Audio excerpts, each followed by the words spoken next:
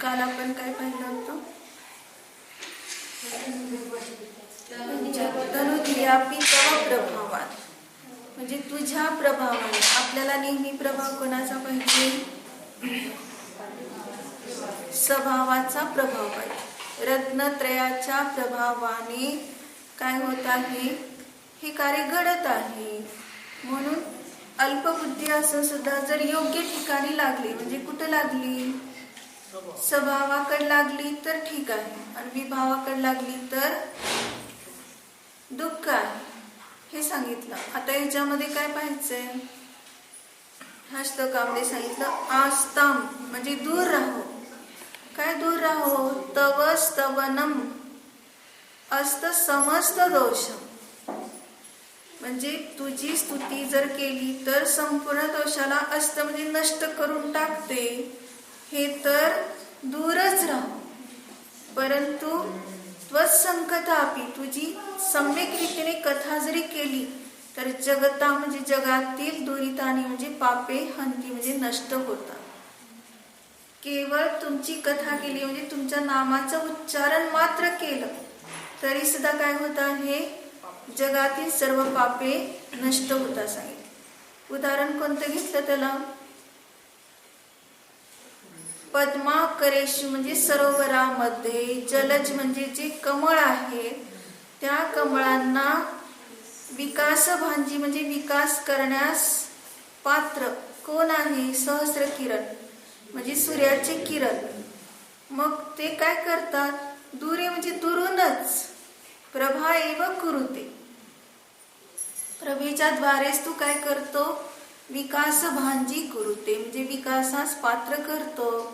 ते कमळ सरोवरात, तू कुठं? आकाशात, सूर्याला म्हटलं. आणि तो दुरूनच काय करतो? कमळांना विकसित करतो. उदाहरण बरोबर कसं बसवलं? लक्षात आलं ना? म्हणजे तुझी कथा जरी केली तरी सुद्धा काय होतंय? सगळी पाप नष्ट होतात. आणि स्तुती केल्यावर तर काय होईल सांगता येणार? ते तर दूरच राहू. फक्त नामस्मरण केलं तरी किती फायदा होतो हे सांगितलं. आता ह्याच्यात सगळं आपल्याला कसं घटवायचं लक्षात घ्यायचं. संकथा अपि, मग सम्यक रीतीने कथा करायचं म्हणजे वितराग कथा. कथा सुटली, फक्त वितराग कथा केली तरी सुद्धा काय होत आहे? पाप नष्ट होत. म्हणजे 5 इंद्रियाचे भोग सुटून गेले संकथेमध्ये. 5 इंद्रिय, त्याचे विषय वगैरे भोग राहिलं ना, म्हणून पाप नष्ट झालं. कुणी पाप नष्ट केलं? भगवंतानी की आपल्या परिणतीने? पण भगवंतावर आरोप केला. आम्ही तुमची कथा वाचत होतो, आम्हाला शलाका पुरुष कोण माहित नव्हतं, मग आम्ही शलाका पुरुष समजून घेतलं, म्हणजेच आम्ही पुराण वाचलं आणि त्या पुराणातून इतका आम्हाला बोध मिळाला. तुम्ही तर स्वतःला जाणून आत्मकल्याणाला प्राप्त झाला, मोक्षाला गेला, आम्ही कसं काही करू शकत नाही, आम्ही पण करू शकतो, हा बोध मिळाला. म्हणजे पाप कसं नष्ट?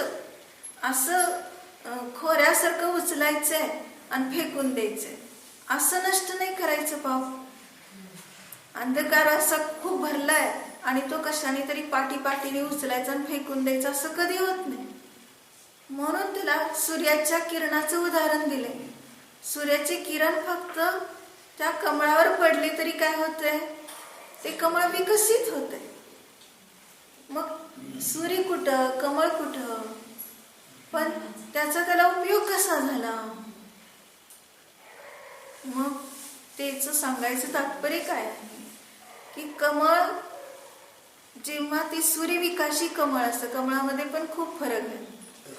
सूर्यविकाशी कमळ असतात ते काय होतं? रात्रीच्या वेळेला मिटून जात आणि सकाळ झाली म्हणजे सूर्याचे किरण पडले की ते काय होतं? विकसित होतो. मग तसं रात्र आणि दिवस ह्याची उपमा घेऊन प्रतीक लक्षात घ्यायचंय. रात्र म्हणजे कशाचं प्रतीक आहे? अज्ञानरूपी अंधाराचं प्रतीक आहे. रात्र झाली की तो काय होतं? संकुचित होतो कमळ. तसं रात्र झाली म्हणजे अज्ञान अंधकार आला की चाच पडत राहतो हा जीव. संसारामध्ये इकडून तिकडे भटकंती करत राहतो. कुठल्याही योनीमध्ये जाऊन पडतो, तेच खड्डे त्याचे. अशा रीतीने अपघात सतत चालू आहे. आणि सूर्य काय करतो? दिवसाला करतो असं म्हणतो. म्हणजेच काय झालं? सूर्याचा उदय झाला की सर्व स्पष्ट रूपाने दिसते, किंचित मात्र अंधकार तिथं राहत नाही. सूर्य कशाचं प्रतीक आहे? ज्ञानाचं. वेद विज्ञान प्रकट झालं, सम्यक ज्ञान झालं की आपोआप काय होते? त्या ठिकाणी मार्ग सुचतोय त्याला. म्हणजे तो कुठेही ठेचा खात नाही, व्यवस्थित तो मार्गस्थ होऊन आत्मकल्याण करू लागतो. तसं या ठिकाणी सुद्धा काय सांगितलं? कमळाचंच उदाहरण का घेतलं? अजून सूर्याचं किती लोकांना कुठल्या कुठल्या प्रकाराने कुठल्या कुठल्या जीवाला उपयोग होतोय, तरी त्यांचं उदाहरण न घेता कमळाचंच का घेतलं? तर कमळ हे कशाचं प्रतीक आहे? भेद विज्ञानाचं. भेद विज्ञानाचं प्रतीक आहे असं समजून, हे भगवान तुम्ही एक सूर्याप्रमाणे, आणि तुम्ही किती दूर असलात तरी सुद्धा तुमचे किरण माझ्यावर पडले की काय होत आहे? विकसित होतो. म्हणजे मला सुद्धा केवळ ज्ञान होते. मग त्यांचे किरण पडायचं म्हणजे काय? प्रत्येक लोकाकाशामध्ये पूर्ण अवस्थेत केवली भगवंतांचा जेव्हा समुद्घात होतो, केवली समुद्घात, तेव्हा लोकपूर्ण अवस्थेत संपूर्ण लोकाकाशात पसरलेले त्यांचे प्रदेश नरका सुद्धा टच करतात नारकीला. मग एवढे महान भगवान पवित्र त्यांचे प्रदेश कुठे जाऊन टच करतात? नारकीला. आणि काय करतात? नारकी भांडत बसतात. त्यांना याचं भान नाही की आपल्याला एवढे पवित्र प्रदेश स्पर्श करून चाललेत तरी तो भानावर येत नाही. मग त्या नारकीचं बघायचं आपलं पण काय चाललंय. आपल्याला सुद्धा असे टच करून चाललेत तरी सुद्धा आपलं काय चाललंय? अजून शरीराची देखभाल चालली, शरीराला सांभाळतोच आहे अजून त्याच्यामध्ये परिवार, घर, धन हिची इच्छा करतोय. म्हणजे काय आहे? दास्तान कुठे लावायचं? दूर राहा. काय दूर राहो? म्हणजे तवस्तवनम, हे दूर राहो म्हणजे कुठलं मला तुझं स्तवन करायला सुचतंय? उलट लावायचं. कारण का? तर त्या स्तवनाने माझे सगळे भाव संपून जातील. मग मला भाव संपवायचं नाही, बसायचे अजून. म्हणून तुझं स्तवन मी करत नाही, दूर राहू. म्हणजे अज्ञानीची काय आहे? अशा प्रकारची दुर्दशा चालली की भगवंतांची स्तुती करताना सुद्धा विषय कशा आठवतात. मंदिरात गेलो तरी अजून चित्तामध्ये काहीतरी जे घरात झालंय ते आठवतंय. सारखं त्याने मलिन होतंय चित्त. काल काय केलं? जसं सांगितलं ना की ते ब्रह्मदत्त चक्रवर्ती दीक्षा घेतल्यानंतर काय झालंय आठवतात? राण्यांशी कसा उपभोग घेतला, कशी क्रीडा केली, त्याचं स्मरण होतंय. आठवायचं त्यांना गरज नाहीये, पण येऊन जाते मानस पटलावर.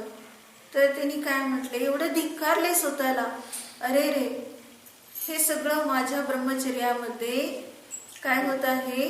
मलिनता आणत आहे की मी असं कसं केलं अपराध. आणि त्या विचाराने मी काय करतोय? ह्या साधनेपासून दूर होतो. मग तसं इथं सांगितलं आस्था दूर झाला. ते दूर राहो. काय दूर राहो? विभाव दूर राहो नव्हे, स्तुती दूर राहो. मग तो अज्ञानीने स्तुती दूर राहो म्हणून काय केलं? नको भगवान, मला काही जमत नाही. आतापर्यंत एवढं सगळे ह्या 8 श्लोकामध्ये सगळं सांगून टाकले, तनुधियापी वगैरे असं तसं करून काय केलंय? मला हे जमणार नाही स्तुती करायला. म्हणजे आत्मानुभूती घेणं. म्हणून आपला मस्त संसारात बसतो. जसं एखादा नोकर असतो आणि तो काय म्हणतो काय तुम्ही किती मला 5 पैसे दिले तरी चालतील, मी किती तुमची झाडलोट करतो, काय अजून काम सांगाल ते करतो, पण मला तेवढे 5 पैसे मिळाले पाहिजे. म्हणजे तू किती अधिची करते, त्याला अजून आपली किंमत कळत नाही की काय करायला पाहिजे, एवढं केल्यावर काय असतं. मग त्यामुळे तो काय करत राहतो, तो त्याच्यापासून दूर होतो की आपण सुद्धा मालक बनू शकतो. आपल्यामध्ये ती हिंमत आहे, आपण का नोकर राहायचं हे समजून घेत नाही. आणि त्यामुळे तो काय होतो, त्यामध्येच राहतो. तर एक उदाहरण सांगितलं होतं की एक कलेक्टर असतो आणि म्हणजे त्याची निवड झालेली असते कलेक्टरच्या जागी. आणि मग त्यावेळेस त्याला बरेच दिवसपर्यंत खूप आनंद वाटतो, मी मोठा कलेक्टर आहे, मग माझ्या हाताखाली एवढे लोक आहेत, आणि त्याला खूप असं पगार वगैरे सगळं मिळत असतं. पण अचानक काहीतरी अशी घटना घडली की कलेक्टर ह्या पदावरची जी नियुक्ती झालेली होती ती कमी झाली. त्याची कमी झाली म्हणजे पुन्हा ते काही दिवसानंतर त्याला ते पद मिळणार आहे आणि पुन्हा तसं कार्य होणार आहे. पण तोपर्यंत काही दिवस ते संपावर गेलं, काय ते कारणं असतात, त्या कारणाने त्याला फक्त रिकामं बसायला तेवढी सुट्टी दिलेली असते. मग तो काय म्हणतो, ऑफिसमध्ये जाऊन म्हणतो की आता एवढे दिवस मला सुट्टी आहे ना, तर तेवढे दिवस मी रजेवर राहण्यापेक्षा आता काय करतो, इथलं काहीतरी स्वच्छतेचं काम करतो, झाडू वगैरे लावण्याचं. मग तो काय म्हणतो बॉस, तो म्हणतो तेच करत बस, आता कलेक्टर व्हायचं नाही. म्हणजे त्यालाच वाटलं नाही हे आपलं चाललं. म्हणजे आपण काय करतो की म्हणतो नाही एवढं मला काही जमणार नाही, म्हणजे आपली पात्रता ओळखत नाही. आणि त्यामुळं आपण काय करतो, अरिहंत पदाच्या योग्यतेचा आहे, सिद्ध पदाच्या योग्यतेचा आहे हे न जाणता तो खालच्या स्टेजमध्ये म्हणजेच या जड पुद्गलामध्ये रमतो. म्हणून सांगितलं काय की आता भगवान तुमची स्तुती करायला गेलो तर खूप आणखीन माझं एवढं कल्याण होत आहे हे व्यवहाराने म्हटलं. पण निश्चयाने काय आहे की सतत एक न्यायिकताच हवी. पण जर मला विकल्प आला तर त्यावेळेस मी सम्यक कथा करतो, म्हणजे वितरा कथा करतो, तरी सुद्धा त्याचं फळ मला किती मिळतंय, सगळी पापं नष्ट होतात. म्हणजे काय सांगितलं तिथं, सम्यक कथा करतो म्हणजेच वितरा कथा करतो. वितरा कथा करतो म्हणजेच काय करतो, विकल्पाच्या भूमिकेमध्ये तत्वाचा विचार करतो. तत्वाचा विचार करून निर्णय करून त्याच्या माध्यमातून आत्मानुभूतीकडे जातो. अशा रीतीने ही संकत आहे. नाहीतर काय म्हणणार की आता स्तुती सोडली, आता नामस्मरण आलं, बरं झालं, श्री ऋषभो न स्वस्ती स्वस्ती स्वस्ती श्री अजित एवढं म्हणत बसायचं, 24 तीर्थंकरांची नावं घ्यायची, मग त्याने सुद्धा मला खूप फळ मिळेल, पुढं काही पूजा करण्याची गरज नाही, स्वस्ती पाठ म्हटलं की झालं. मग काय आहे, ऋषभनाथ भगवान माझे कल्याण करो, अजितनाथ भगवान माझे कल्याण करो. भगवान कल्याण करणार आहेत का? म्हणजे काय आहे की त्या ठिकाणी त्याने जाणलं नाही. त्यांचं नामस्मरण करताना तू चिंतन कर की ऋषभनाथ म्हणताना ते कसे आहेत. ऋष म्हणजे धर्म आणि भ म्हणजे तेज, ज्ञानाचं तेज ज्यांच्यामध्ये आहे ते ऋषभनाथ. मग कोण आहे? व्यवहारनयाने आदिनाथ भगवंतांना म्हटलं. आणि निश्चयनयाने तूच ऋषभ आहे, धर्माला धारण करणारा, ज्ञानाचं तेज असणारा, असा प्रत्येकाचा आत्मा निश्चयनयाने आहे. मग इकडं उपयोग गेला की आपोआप काय झालं, वितराकतेत परिवर्तित झाला, स्वतःला जाणून आनंदाला प्राप्त झाला. मग कोणी म्हणेल की आता ही सगळी स्तुतीच आहे की आपण ज्या गाथा वगैरे म्हणतो, भक्ती म्हणतो, ही सगळी स्तुती आहे. जसं सिद्ध भगवंतांची भक्ती म्हटली, सिद्धानुद्धत कर्म प्रकृती समुदयान साधितात्म स्वभाव. मग तिथं काय सांगितलं की त्यांनी स्वकृतच्या फलभुक्त क्षयान मोक्षभागी, त्यात सांगितलं स्वतः केलेल्या कर्माचं फळ भोगून तो काय करतो, त्याचा क्षय करून मोक्षाचा भागी होतो, म्हणजे पात्र होतो. मग त्या वाक्यात केवढं आलं, स्वकृतज. ह्यात काय आलं, स्वतः केलेलंच भोगतय, दुसऱ्याने कोणी दिलं नाही तुला सुख दुःख, उपादान सांगितले. मग परकृतज म्हटलं नाही, तिथं उपसर्ग झाला. परकृतज म्हणायला पाहिजे होतं ना का, पराने केलेला उपसर्ग आहे. मी तर राहिलोय आत्म्यात, तो पराने केलेला उपसर्ग नाही. स्वकृतज फल, स्वतः केलेला कृतीचे फळ आहे. म्हणजे तुझेच परिणाम कसे झाले होते. गजकुमाराच्या रोमारोमात खिळे ठोकले. मग स्वकृतचे फलभूक तत्क्षयान मोक्ष भागी. तेव्हा तो मोक्षाचा पात्र झाला. की एवढा काळपर्यंत तू अनेक स्त्रियांचं सील लुटलं, आता तुला रोमारोमात खिळे ठोकून घ्यावे लागले. तो 500 शेठजी फक्त निमित्त मात्र आहे, खिळे ठोकणारा. एका त्याच्या फक्त स्त्रीचं सील हरण झालं होतं का? किती जगातल्या सगळ्या स्त्रियांचं सील हरण अनेक स्त्रियांचं केलेलं. मग ते सगळे कुठं वैरी नाही झाले का त्याचे? फक्त एकदा 500 शेठजीच वैरी झाले काय?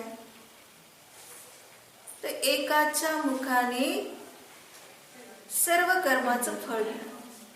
सगळ्यांनीच येऊन उपसर्ग केला पाहिजे असा काही नियम नाही, ज्याचं त्याची योग्यता. मग तो 500 शेठजीच एवढा झपाटून उठलेला आहे की, कारण त्याने सील म्हणजे इतकं महत्वाचं समजलेलं आहे. आणि त्यामुळे ते मुनी पाहत नाही, काय पाहत नाही, मुनी होऊन बसले ते गजकुमार. पण तरी सुद्धा त्याला ते खिळे ठोकावे वाटले. काय कर, 500 शेठजी बिचारा करुणेचा पात्र, नरकाचं आई वागलं त्याने. आणि हे तर गेले मोक्षाला केवळ ज्ञान. एवढं काय केलं त्यांनी, अघोर कृत्य करून सुद्धा ते मोक्षाला गेले.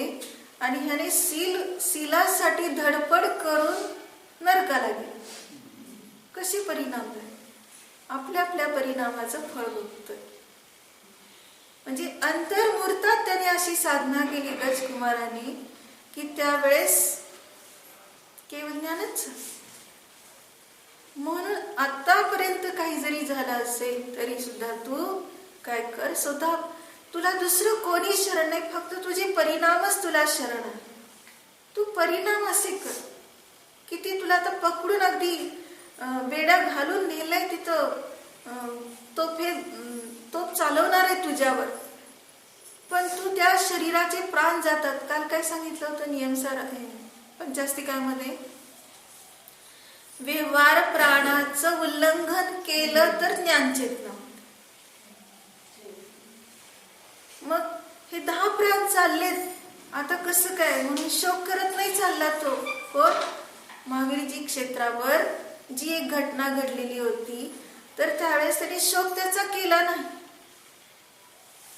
तो काय म्हणतो, निरपराधी आहे आणि माझ्यावर अपराधाचा आरोप आलाय, तर भगवान माझा तेवढा आरोप दूर कर. काय म्हणतो, त्याला तर काही माहित नाही जास्त कसं. भगवान तर पहिल्यांदाच बघितले त्याने, वितराग भगवान. कारण आता कसं येतं तो तोपेखालीच जाणार आहे.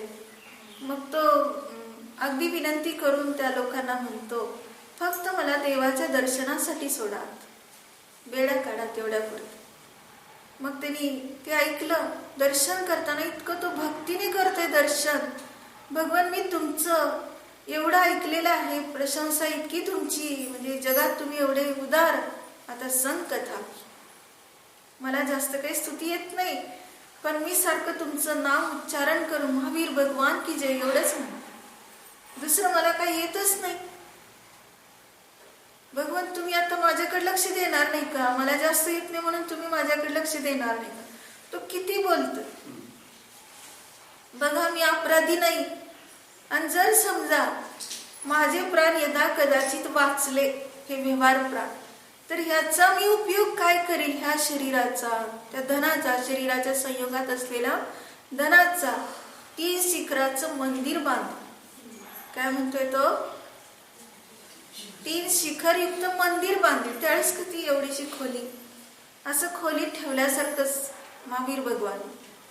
म्हणजे फक्त तिथं त्या टेकडीवर सापडलेले, तिथून इथं आणलंय. अजून त्याला काही मंदिरचं रूप आलं नाही. पण ह्याने काय म्हटलंय, मी वाचलो तर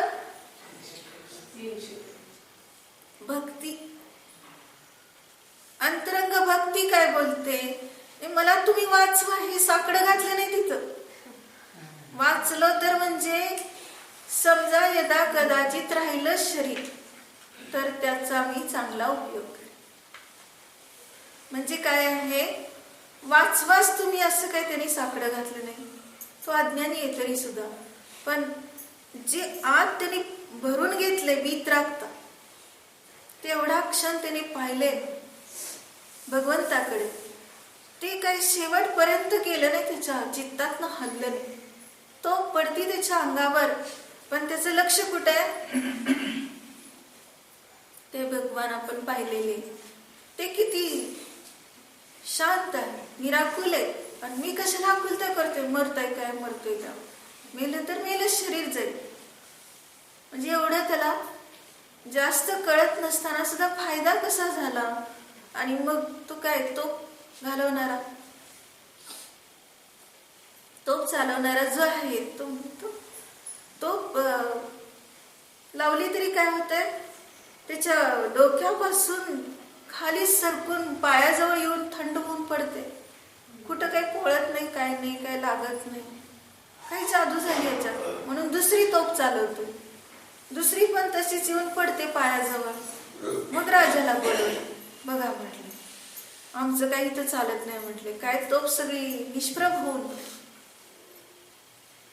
राजा म्हणतो, हा तुमचं कोणतरी असेल किंवा काय तुम्हाला दया येत असेल म्हणून तुम्ही नीट तोप चालवत नसाल, मीच चालवतो स्वतः.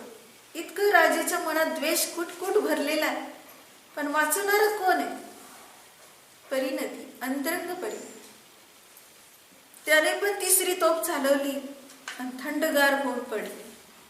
मग मात्र राजा गदगदीत झाला. अगदी तो कसं, म्हणजे त्याला आधी झाडाला टांगून ठेवले, त्याने हालू नाही म्हणून तोप चालवतात. आणि त्याने लगेच पटकन राजाने स्वतःच त्याचे हात सोडून त्याला मिठी मारली. मग तू काय चमत्कार आहे, 3 तोप चालवून सुद्धा तू मरत नाही, तुझ्यावर काही प्रभाव पडत नाही त्याचा. तुला वाचवते कोण एवढंच सांगतो. काय म्हटला, तुला कोण वाचवते. मग त्यावेळेस त्याने काय सांगितलं, मला काही तुम्ही वाचवत नाही, मला राजा वाचवणारा नाही, टिलेवाला बाबा. काय म्हटलं त्याने, मेरा रखवाला टिलेवाला बाबा. काय त्याच्यात एवढी भक्ती. त्याने काय लगेच सांगितलं नाव, महावीर भगवान. कोणालाच ते प्रसिद्ध नव्हतं, राजाला पण नाही, त्यांनी पकडलं त्यांना पण नाही, आणि जो आता तोफीवर चाललाय त्यालाही माहित नाही. पण क्षणभरात त्यांनी कसं साधून घेतलं. मग काय म्हणतेस तू, कोण टिलेवाला बाबा, कुठे आहे, मला दाखव. आणि तुझ्या हृदयात काहीतरी आहे आणि तेच तुला वाचवते. मग त्यांनी सांगितलं की मी फक्त त्यांचं नामस्मरण करतो, महावीर भगवान, त्याशिवाय मला दुसरं काही दिसत नाही. मग त्यावेळेस त्या ठिकाणी तो म्हणतो राजाला, आता माझी प्रतिज्ञा पूर्ण करायची. मी वाचलोय ना, ह्याचा मला उपयोग काय करायचा आहे, तर 3 शिखराचं मंदिर बांध. काय त्याच्याजवळ धन किती, भक्ती, भक्ती हे धन. पण राजा त्याला सहाय्यक झाला. राजा लगेच काय म्हणतो, जो शिक्षा देऊन फाशी द्यायला निघालेला तो म्हणतो, काय तुला तुझं धन किती लावायचंय तेवढं लाव, तुझी भक्ती. पण जेवढं तुला किती भारदस्त बांधायचे तेवढं बांध, सगळं तुला राजभांडारातून नेला परवानगी. काय झालं, त्याने तर इतकी उदारतेचे भाव केले की त्याच्याजवळ एवढं धन नसेल तेवढं 3 शिखर बांधण्याचं. पण आता त्याला राजाच एवढा सहाय्यक झाला की त्याने खूप सुंदर मंदिर बांधलं. म्हणजे काय करावं लागलं, एक फक्त भगवान काय हे जर सम्यक ज्ञानपूर्वक, सम्यक दर्शनपूर्वक समजून घेतलं, स्वतःला जाणलं, तर त्याचा काय फायदा होईल. ह्याला तर अजून हा तर अज्ञानी. आणि तरी सुद्धा तो कोण होता, तो सुद्धा अज्ञानी कोण होता, गवळी. तो चोर म्हणून शोधायला गेलं होतं. माझ्या गाईचं दूध कोण चोरते. रोज ती गाय घरी आल्यानंतर पाहते तर दूधच निघत नाही. दूध कोण काढून घेते त्याचा शोध लावण्यासाठी तो गाईच्या मागे हळूच लपत गेलाय. आणि मग बघतो ती गाय कशी रोजच्या प्रमाणे त्या टेकडीवर चढली. आणि चढल्यावर तिथं लगेच म्हणजे तिला चढता पण येत नाही नीट, तरी सुद्धा ती धडपडत जाते आणि तिथं बरोबर गेली की दूध आपोआपच ते स्त्रवते. आणि ते पाहिलं गवळ्याने, अरे ही तर टेकडी आहे, मग ह्या टेकडीवर ही दूध का टाकते, म्हणून खोदून बघितलं. आणि मग सांगितलं की आपल्या पत्नीने, आपल्या गाईचा चोर कोण आहे,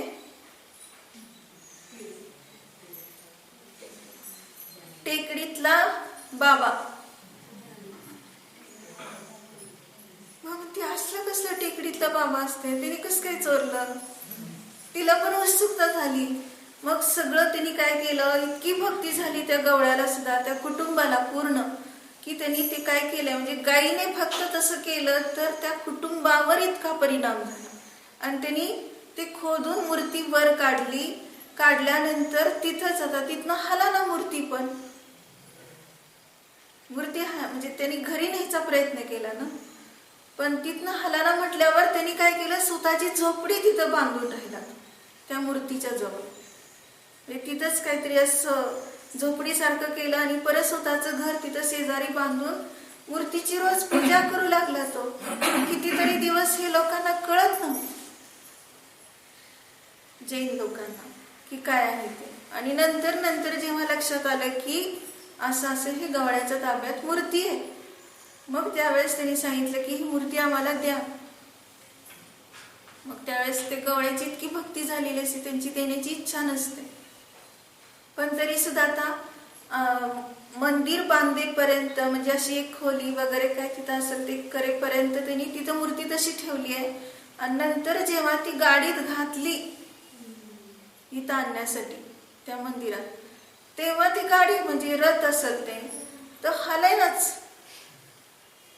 आधी मूर्ती हलत नव्हती, नंतर रथ हलाना त्यात घातली. तर मग जेव्हा त्या गवळ्याने, म्हणजे तो इतका शोक करत होता की अगदी आपलं कोणीतरी इष्टच घरातलं चाललंय, इतकं त्याला दुःख झालेलं आहे. आणि त्यावेळेस तो म्हणतो की बाबा तुम्ही चाललाय मला सोडून, पण विसरू नका मला. काय म्हणतोय, भक्ती मला विसरू नका. आणि मग त्यावेळेस त्यांनी नुसता हात लावला की तो रथ चालू लागला. काय केलं, कुणी केला हा चमत्कार, आपल्याला वाटतं चमत्कार. अतिशय क्षेत्र, नाव काय देतो त्याला,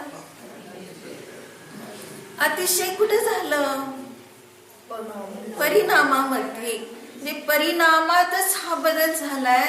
आणि आपण पाहतोय बाहेर. आणि मग म्हणतो दरवर्षी बघा त्यांच्यातलंच कोणतरी लागतंय पहिल्यांदा रथाला हात लावायला. पण त्यांच्यातलं म्हणजे तुझ्यात भक्ती एवढी कमी, म्हणजे त्याने कसे परिणाम केले त्या प्रकारचे तू परिणाम, म्हणजे तू स्वतःला जाण, त्याच्यापेक्षाही जास्त तू स्वतःला जाण. म्हणजे भेद विज्ञानाची कला तुझ्याकडे, तुला काय कमी, तू जाणू शकतो. धुरे सहस्र किरण म्हटलं ना, म्हणजे तो कुठे गवळी, त्याचं काही जात न पार, कुठं भगवंताचा काही संबंध नाही, त्याला वितरागता काही माहित नाही. पण कसं त्याचं तेवढ्या फक्त भक्तीने, अंधभक्तीने सुद्धा त्याचा फायदा झाला. मग खरोखर जो वितराग, कशा तरी एक श्लोक आहे की भावस्तोत्रामध्ये विशापारमध्ये असेल की जो हातामध्ये रत्न धारण करतो तो रिक्त नाही सांगितलं. त्याला भले समजत नसेल हे रत्न की काच आहे, तो काच समजून त्याला रत्नाला धारण करतोय. तरी तो रिक्त नाही, म्हणजे धनवान आहे. तसं वीतराग भगवंतांची सेवा करतो, भक्ती करतो, नामस्मरण करतो, न समजता करतो, तरी तो रिक्त राहत नाही. म्हणजे तो त्याच्यात फायदा होतो त्याला, कारण आपोआप समजू लागतं ना भेद विज्ञान काय आहे, हे भगवान काय आहेत, माझा आत्मा काय आहे.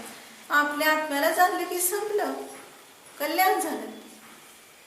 ते किरण पोहोचले, त्यांनी ग्रहण केले कमळाने, तर ते विकसित झालं. किरण तर ते टाकायला सूर्य बसलाय, पण ग्रहण करेल त्याला फायदा होणार. तसं भगवान तर न्यायिकच आहे, त्रैलोक्याला हिताचा उपदेश दिला, मुख संदेश दिला आहे, तर सदैव अनादि अनंत आहे. पण जो जीव ज्या वेळेला जसं ग्रहण करेल त्यावेळेस त्याला त्याचा फायदा होईल.